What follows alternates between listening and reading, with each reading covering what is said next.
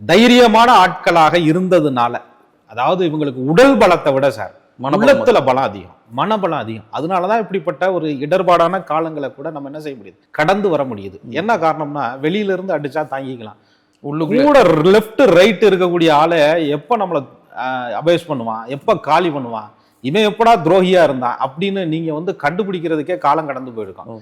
கடைசியில சனிபான் விலகி போகும்போது, அடப்பாவி இவ்வளவு நாளா வெளியில தான் எதிரி நினைச்சோமா, கடைசியில கூடத்தான் ஆள் இருந்திருக்கா அப்படின்னு சேர்த்துக்கிட்ட கூட்டாளிகள் மூலியமாகவே துன்பத்தை அனுபவித்த ஒரு ராசி விருச்சிக ராசி.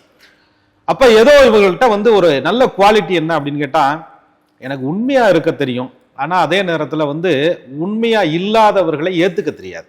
அந்த இடத்துல படப்படன்னு பொறிஞ்சு தள்ளி கோவப்பட்டு உணர்ச்சி வசப்பட்டவர்கள், அப்படியே உணர்ச்சி வசப்பட்டு அது அந்த இடத்துலயே பட்டுன்னு கேட்டு கெட்ட பேர் வாங்கி அதுக்கப்புறம் திரும்ப மறந்து மன்னிச்சு அதுக்கப்புறம் திரும்ப வந்து ஜென்மத்திற்கும் பகையாளியாக மாறும் வரை இவர்களுக்கு அந்த பிரச்சனை வந்து என்ன செய்யும்னா ஒரு முற்றுப்புள்ளி இல்லாம தொடர்ந்துகிட்டே இருக்கும்.